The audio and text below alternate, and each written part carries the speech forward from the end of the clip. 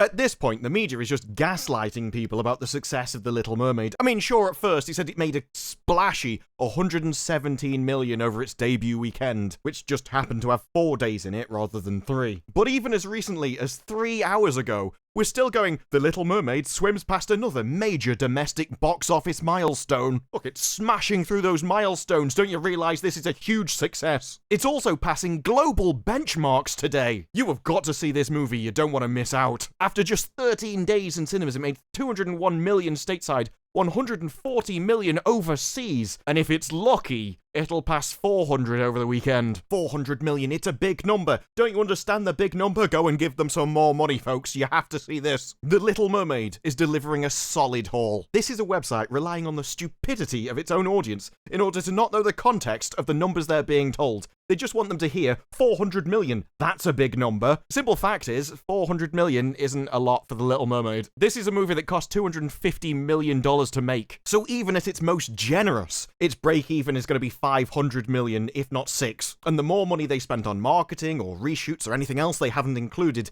in this figure, and they're going to have to double those extras just to break even. And who spends $250 million just to break even? If you spend $250 million and you make 5, you've still failed. You've just failed in a very lucky way. But I don't think the journalists have any other choice when this kind of disaster is happening. They have to spin some kind of story, because if you've hedged your entire reality on the fact that we're progressing into something, we're moving forwards, these ideas are where the future is, what happens when your future vision is just a festering pile of cat shit? Because that's what The Little Mermaid was, and I can prove it to you later. This is a movie which destroyed the fundamental building blocks of the characters and the story, and so destroyed the reason for the story to exist, and made the characters themselves repulsive shadows of what they used to be. And it's the attitudes of people like Paloma Faith which are the cause of this. Criticising the messaging in The Little Mermaid. As a mother of girls, I don't want my kids to think it's okay to give up your voice and your powers to love a man. What do you need one of them for? I've got wine and a therapist, I'll be fine. But it wasn't just Paloma Faith's vision. This was the very idea of the movie itself. Halle Bailey coming out even before the movie had even released. The Little Mermaid isn't leaving the ocean for a boy. I'm really excited for my version of the film, because we've definitely changed that perspective. This movie is way bigger than that. Now, I have my own issues with the messages of stories that used to be told as well, but at least they had some kind of positive message of getting together with someone, having kids, and actually leading to the survival of the human species. They still valued families as sort of the building blocks of society. And so as long as you took it as an idealized version and didn't think you should be treated like a Disney princess literally, you would have been fine. But things have changed. The family doesn't matter now. No, now Disney values something bigger than family, bigger than having kids. Now they value it all being about her purpose, her freedom, her life, what she wants. Yeah, it turns out what's actually bigger than family, a husband, kids, and the survival of the entire species itself, well, it's just her. It's selfishness. Is it any wonder that that idea doesn't resonate with audiences, doesn't leave them with any emotional impact or values that makes them want to go and see it again, or even want to pass it on to their kids in the first place? Because we've seen where that attitude leads. It actually happened in Kenobi at the end, where the little 6-year-old went up to her father and went, there's going to be some changes around here. If I'm going to do this, I'm going to want to change a few things. Where the only attitude would be, shut up and go to your room, you have no idea what you're talking about, you little prat. Then we'll change things together. But instead, Disney is pushing that on everything. This is Disney's new vision, led by one man at Disney, Sean Bailey, who's in charge of live-action remakes like The Little Mermaid. And if you notice, they use remake and reimagining very interchangeably, but they don't really mean the same thing at all. Remake would be almost shot for shot, where everything remains the same. You've just updated it, give it better graphics, or done it in live action. But reimagining, there you change it, update it for a modern audience, which is basically their way of referring to California. See, Sean Bailey has been doing this for more than a decade, so I guess he had his hands in the Peter Pan disaster as well. The boy's magic. No, this magic belongs to no boy. They say his remake operation is crucial to remaining relevant, because don't you understand, even though that the fans actually treasure these classics, so they admit that the classics are still loved by their own audience, these showcase ideas from another era, especially when it comes to different people's roles. The classics are treasured by fans, but if we want to remain relevant,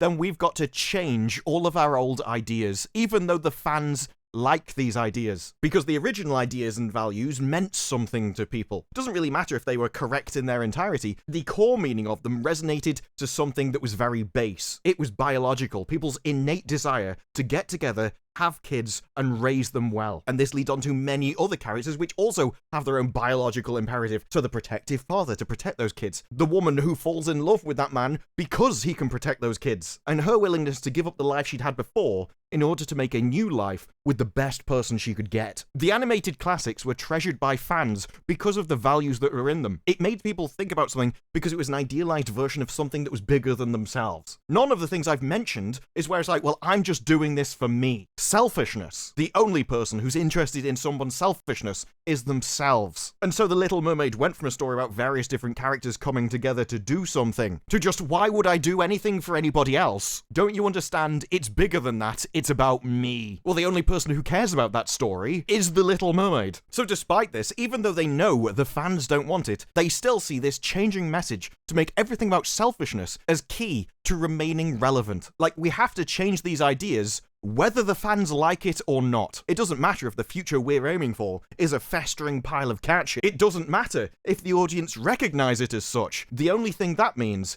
is we've got to convince them, and it's crucial. I don't even think this comes from a company's perspective of we need to stay relevant. It's more like we're changing, and we need to make our customers come along with us. It's them which are lagging behind. They're the ones we've got to update and bring into relevancy, because our customers like these things, but their ideas are just from another era. And it's about time they moved on. Don't you understand? The fans' ideas are retrograde, just like Disney used to be, but Disney's changed now. Just unfortunate that the customer base hasn't yet. Don't you understand? His heroines are empowered. His casting emphasizes California. We want to reflect California as it exists, because that's what all this means. When people say, I want to reflect the world, they never reflect the world. If I wanted to list off all of the people that you never cast, we'd literally be here all day. But something that is remarkably accurate to what Hollywood casts is California. And no, I don't mean the percent breakdowns, because I know they don't line up. What I mean is the sort of values inherent within the area. It's like the BBC. The BBC doesn't represent England or the UK. The BBC represents London. It's just where these places are located, and so that's their bubble. And they just assume the world is like their bubble because, quite frankly, they lack the capability to understand anything outside of their own experience, which is why there's so many self-inserts,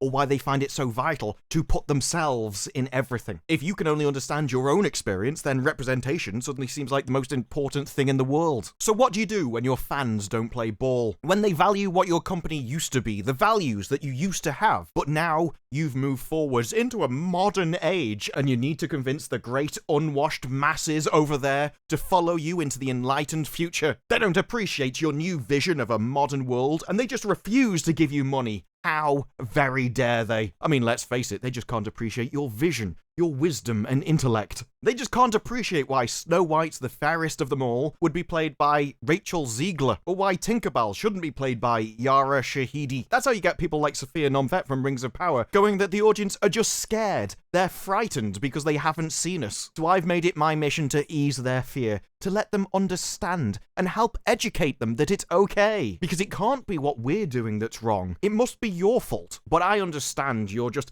natural ignorance, your low IQ takes, your inability to understand the art. And I'm here as the person coming down from the mount to educate you on the betterment of mankind in the future. I'm the enlightened one. You're an uncouth lout, but don't worry, I'm here to help. It really is a glorious merge of a superiority complex, which really boosts their ego, alongside a virtue of just helping someone less fortunate than themselves. It really does embody the idea that a tyrant is better than someone with that attitude, because a tyrant will eventually stop attacking you. They will eventually be satiated when they've enacted enough terror. But somebody trying to help you will never stop, because it's for your own good, you see. And they think they're the moral ones. And as your betters have come down to your slums to save you, if you don't want it, if you fight back, if you dare to tell them that they're wrong, even briefly consider having your own opinion, well, let's be honest, then you're just full of hate. You're a racist, you see. I mean, even the Little Mermaid live action was blasted because it failed to acknowledge the horrors of slavery. And honestly, I can completely understand that point of view. I mean, the Little Mermaid was set in the Kingdom of Atlantica next to Denmark. Denmark, obviously known for its Vikings. And what did the Vikings do? Well, Yeah, they had an unfortunate past. Yeah, see, the Vikings would actually come over to England and take them from over here. And so for the Little Mermaid to move it to the Caribbean and not even talk about what the Danish were doing to the English in this time was absolutely disgusting. Disney, you should be ashamed of yourself. But of course, the media was in lockstep. They've all hitched their wagons to the same horse. They want to ascend to the same plane of existence that the actors are on themselves. We could only hope to become as enlightened and moral as someone in Hollywood. The issue was they had to talk about reality, but you can't generally go around accusing people of things they haven't done. And so instead, we're going to hint. The Little Mermaid marks a disappointing box office for China and South Korea. I mean, it's found success with audiences in other countries, including the US. I mean, it's not looking like it's going to be profitable, so are you sure? Maybe you should have said more success rather than success. Or maybe you're just more concerned about changing hearts and minds. But this was a rather soft insinuation. Oh, well, it didn't do well in those countries, but it did in these others. I wonder if there's something special about those over there. CNN took it a little bit further. Tanks in China and South Korea amid backlash from some viewers, linking the two in the title there. It's like going The Little Mermaid failed in France as people drink milk. Why are those two things in the title together? Unless you're trying to say they're related. It's more, we know you'll get what we mean, we just daren't say it. The Hollywood Reporter went a little bit closer, going, oh, it's after the backlash. So now we get there's a backlash actually in the countries, rather than just somewhere on the internet, maybe. Their tweet about this was even more glorious. 79.5 million views and only 7,000 likes, while getting more retweets. Because just because a website relies on its audience to be ignorant doesn't mean that the readers actually are. Especially when you get 79.5 million views. And so are definitely getting shared outside your normal target audience. But my favourite out of all of them was The Root, where the title goes, can you guess why The Little Mermaid is a huge hit? Which isn't true. But not in China. The backlash is just due to Halle Bailey being chosen to portray Ariel. And I know what you're thinking, that's the most definitive. They had the most confidence to say it out of everybody that we've seen so far. But oh boy, you've seen nothing yet, because their original title, and the one that still shows in Google, is The Little Mermaid Fails in China Due to Racism. And if you look at the source code of their webpage, that is still the title in their title tags, which is what Google is taking to put on their search engine. If you're going to try and change something because you thought, well, we probably can't get away with that, you may want to do it in every location. Not that it really matters, though, because all of this is just a basic cope. I mean, sure, the Chinese themselves have just come out and denied it, saying that the original image of The Little Mermaid has long been rooted in their hearts, and it takes a leap of imagination to accept a new cast. But I would just argue, it's about far more than that. The very movie itself was nothing but a deliberate destruction of the original. That's why when you go back to things like, let's find the best Ariel, that doesn't work, because first, you moved its location on Earth, it takes effort to change something, and so every change is done deliberately and with intention for a reason. And so to deny otherwise is just to be like the journalists, and to assume the ignorance of your own audience. But that's far from the only change of The Little Mermaid. Now, I can't show you the movie because I put it in cinemas. This would be far better if I could show you clips from both. But as it is, we'll have to go back to The Little Mermaid and I'll tell you the changes. And one of the best scenes for this is between Ariel and her father in a treasure cave. Because in their effort to make it not about a boy, they actually removed the reason for the existence of the show in the first place. At the start of the scene, Ariel is arguing with her father because she loves the prince. Contact between the human world and the mer world is strictly forbidden. Daddy, I love him! This gives her a reason to care about the objects around her, not just because they're new and unique, but the statue is special because the statue is a personification of him. It looks like him and she loves him. It looks just like him. It even has his eyes. Run away with you? This is also so sudden. And so those feelings are projected onto the statue. She doesn't want it to be damaged. It'd be like taking a photograph of your loved one and stabbing it with scissors. It'd be weird. But in the movie, all of this has changed. She doesn't love him anymore. Instead, no. Rather than telling her father she loves him, she just says that mermaids and humans aren't enemies. Well, what does that have to do with anything? You've removed love, or leaving the ocean from a boy, from the movie. And so now the movie has no reason to exist. Why is she accepting a deal that she's got to get true love's kiss within 3 days, or just forever turn into an evil monster? If you weren't already in love with somebody and so actually had a target to try and make them fall for you, that would be a stupid deal. What, you want me to go over there and find someone to fall in love with in 3 days? How do I even know I'm going to find anyone I like? Let alone get them to like me back. It's crazy. But also, if you remove love, why does she care about that statue anymore? When the father goes to destroy it, in the movie it makes sense, because he's destroying a symbol of her love. And so when she tries to get him to stop doing it, it makes sense. In the movie, there's no reason for her to care about that statue because she's not in love with him. And so instead, they had to come up with a reason for her to care. In the live action, they put Sebastian next to the statue. So when she's going, no, it's because she thinks her father is about to murder her friend in rage. We've gone from, I'm trying to protect my daughter from doing something stupid, to, I'm about to murder your friend because you're doing something I don't like. And I think that, for me, is the biggest change of the entire thing. They destroyed the father. In the cartoon, he's cut up about it. When he goes to destroy her items, he knows what it's going to do to her. He knows it's going to make her hate him. But that is a price he's willing to pay. He's willing to take on the burden of his own daughter hating him just because he's sure she's making a horrible mistake and he's trying to protect her from it. And the only way he thinks he can sever a connection to the land and protect her from doing something which could have gotten her killed is to break what she cares about, even though he knows it's going to upset her and he doesn't want to do it. He would rather do the right thing, tough love, have her hate him for it, than just agree and let her do something that would get her killed. I am going to get through to you,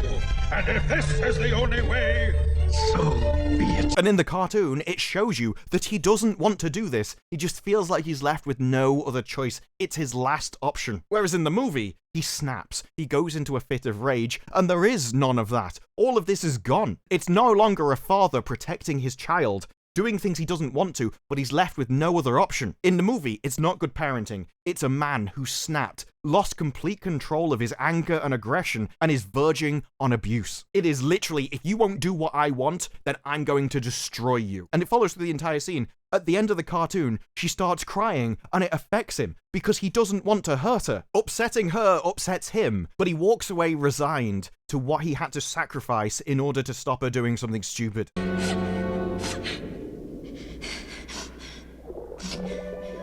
Essentially the attitude of, I'd rather her be alive and angry at me than dead. Whereas the movie, once again, the father doesn't care. He just walks off in anger. She doesn't cry in front of him either. Can't be weak in front of him. Oh no. So he walks off still angry, still in a rage, and she only starts crying afterwards. For some reason, hugging the hand of this statue, which she doesn't even care about and doesn't have a reason to. You're right, you didn't make The Little Mermaid about leaving the ocean for a boy. You removed the entire reason for leaving the ocean in the first place. And you destroyed every character along the way. But is it any wonder they wanted to destroy the father figure? This is what happens all the time. Gotham Knights literally had an episode named after it. Dad issues. Daddy. Because the Disney classics that were treasured by fans, they dealt with values and ideas which were external. Yeah, it was a love story, but it was an idealized love story. It was sort of in a perfect world, maybe this would happen. It was kind of an idea that they wanted people to strive for, but it wasn't you. Whereas now writers don't do this. They write as themselves. It's why there's so many self-inserts. It's why Halle Bailey thinks that making a film about herself is the biggest thing that she can do, because we can't comprehend abstract ideas. All we think about is ourselves. So we write ourselves, our story. So if Hollywood is a cesspool of daddy issues, then that is exactly what they're going to write. When the Writers Guild were asked to make signs to convince people to give them more money, we had ChatGPT doesn't have childhood trauma, because all we do is write our own stories, and so everything we write is going to come as if it's had a traumatic childhood, with a father that went around smashing our toys, and we've never forgotten about it, and we want to teach the next generation this is what it's like. No wonder that doesn't resonate with the world. This is a Californian attitude being projected out across everybody, because these are the problems of the writers themselves. And rather than writing stories about ideals and values, something to aim for, to aspire to, rather than your own personal broken reality. Who wants to go and watch a movie where all you find out about is the writer's trauma? Certainly not enough to make The Little Mermaid profitable, but isn't it amazing that the international is actually less than the domestic? There's far more people in the world than there is in the domestic box office, but it's because this is a very localized way of thinking. It's a very localized problem. Your writers come from California, and they only write about things that they know rather than an external idea which might actually apply to humanity. Then the further you go away from Hollywood, the more different cultures that you approach, the less they're going to like it. While China may have just said that the original was rooted in their hearts and it takes a leap of imagination for a new cast, it's also a cultural problem. You're not just leaving behind the old cast, You're leaving behind the old values for your new vision of the future, a Californian vision that you want to impose on the world, and the world's not having it. And the closer you are to the original source, the more localized, the more people will agree with it, or at least be able to recognize it, or have some kind of fun with it. But as you move away into different cultures, different languages, different people who actually still value things like the family, then of course your movie's going to mean nothing to them. And the changes in The Little Mermaid, they're not obvious. It's not as blunt as you get in some other things. They're not just coming out and going, well, you're just crap at everything. Instead, it was more subtle changes like to the father, or removing the statue and putting Sebastian next to it. Unless you'd watched the two back to back or compared them at home, you weren't going to realise that. You certainly weren't going to realise it at a cinema, where you're surrounded by loads of different people making noise and the screen's half a mile away. It's over in a flash, and you're watching it for entertainment, not to analyse it. It's perfectly understandable that people don't notice it. If I'm not watching something to make a video about, I probably wouldn't have done either. But the audience doesn't need to consciously realise these things. They don't have to know why they feel how they feel. All they care about is they watch it and think, that was crap. I was bored. Because you don't need to know why something happens in order for the effect to be the same. They watched it, realized that it meant nothing to them. It didn't leave any impacts. There was no emotional message. It didn't inspire them to do something or make them feel disgust at something else. Instead, it just existed. Because what it was the story of the Little Mermaid, of all about herself. One story of a girl going through the world, being selfish and getting her own way. That we're amazing, we're independent, we are modern, we are everything and above. And I'm glad that Disney is updating those themes. Updating them to keep the audience relevant. Because they think the world's already changed and they're just trying to make everyone keep up. No wonder they're obsessed with a character who wants to escape and experience life outside the ocean, outside their own bubble. But they lack the capacity to even comprehend anything outside their own bubble. And so instead, they're trying to bring you inside it. Because you don't have to recognize the changes in the new movie. You don't have to understand why it destroyed the old characters. You may go through and think, actually, that didn't change much at all. But you will realize that it didn't provide you with anything. It didn't leave you with a lasting impression. You won't be thinking of that in 5 minutes, let alone 5 years. As entertainment without values, without some kind of meaning, is just a grey mush. And if it's an action movie, that can work because you go there for something else. But if you do that with a remake, if you take something which had meaning, which lasted decades because it meant something to people, and you remove the very foundational reasons for it to exist, the very reason why people liked it in the first place, well, now you are left with grey mush, and you'll be compared to the original, and you'll fail. At best, they'll think you're average. If they understand what you're doing, you'll be repulsive. And the further you go away from your bubble, the more people will reject you. Because you may have written a story about someone who's incredibly egotistical and selfish. But what could we expect? Because Hollywood writers write what they know. They write what they are. And there is nothing more egotistical and selfish than thinking that the world is backwards, that the world needs to be updated to remain relevant. And Hollywood will remain a failure until they ask themselves one single question: are we the problem? But even then, as they're so self-obsessed, I don't think they'd be able to comprehend the idea that they could be wrong in the first place. And that would mean looking at themselves and their work as an objective viewer from outside, analyze their work from somebody else's point of view. And they can't do that, which is why they always throw around slurs instead. But those are just my thoughts. What are yours? Let me know down in the comments below. Like the video if you like the video. Subscribe for more videos like this in the future. And I will see you in the next one. Bye-bye.